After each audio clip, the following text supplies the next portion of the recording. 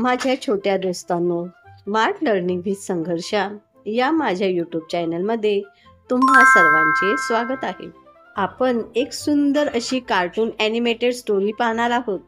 स्टोरीचे नाव आहे मोर पिसारा. चला तर पाहूया. चिचू उंदीर नेहमी आईच्या मागे भुनभुन करत फिरायचा. कधी कधी त्याला पक्ष्यांसारखं उडावंसं वाटायचं, तर कधी त्याला सशासारख्या उड्या माराव्याशा वाटायच्या. एकदा चिचू म्हणाला, आई, काय हा माझा काळा रंग? मी बदकासारखा गोरा गोरा हवा होतो. त्यावेळी तिथून एक परी चालली होती. तिनं ते ऐकलं आणि त्याची गंमत पाहण्यासाठी ती एका झाडाच्या मागं लपून बसली. आई म्हणाली, आपल्या जंगलात रामू हत्ती सगळ्यात बुद्धिमान समजला जातो. त्याला जाऊन विचार. चिचू पळत रामूकडे निघाला. परी त्याच्या मागे होतीच. वाटेत त्याला मोर दिसला. चिचू रामूकडे पोहोचला. चिचू म्हणाला, मला फक्त मोरासारखा पिसारा हवा आहे. त्याची इच्छा ऐकून रामू हसू लागला. तेवढ्यात परीनं जादूची कांडी फिरवली आणि चिचूच्या शेपटीच्या वर अगदी मोरासारखा रंगीबेरंगी पिसांचा पिसारा आला. तो होता छोटाच, त्याच्या मापाचा, पण सुंदर. चिचूनं पिसारा पाहिला आणि एकदम खुश झाला. तो रामूलाही विसरला. आईला पिसारा दाखवण्यासाठी तो पळत पळत घरी निघाला. तो बिळापाशी आला. पळून पळून त्याला खूप भूक लागली होती. घाईघाईनं तो बिळात शिरू लागला.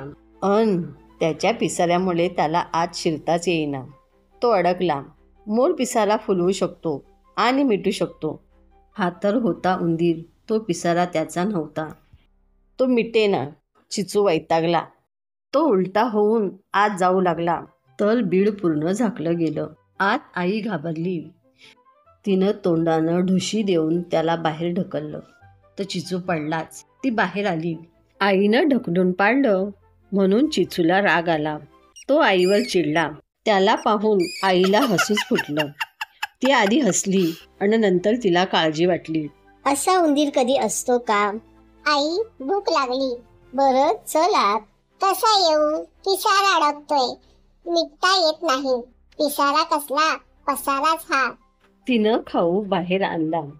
चिचूला भरवला. आई, आता झोप आली. खाऊन झाल्यावर तो म्हणाला, आत कसा येणार? आता बाहेरच झोपा. चिचूला बाहेरच झोपावं लागलं.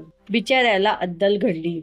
सकाळी आई लवकर बाहेर आली. चिचूही जागा झाला. आई, मला हा पिसारा नको.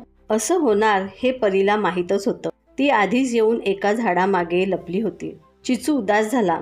परीनं पुन्हा एकदा जादूची कांडी फिरवली आणि चिचू पुन्हा पहिल्यासारखा झाला. आईनं त्याला जवळ घेतलं. त्याला खूप बरं वाटलं. बालमित्रांनो, गोष्ट आवडली का तुम्हाला? तर चला पटकन लाईक करा. माझ्या चॅनलला शेअर आणि सबस्क्राईब करायला विसरू नका. तसेच या गोष्टीतून तुम्ही काय बोध घेतला हे मला कमेंटमध्ये नक्की कळवा. थँक्यू बालमित्रांनो. Bye bye.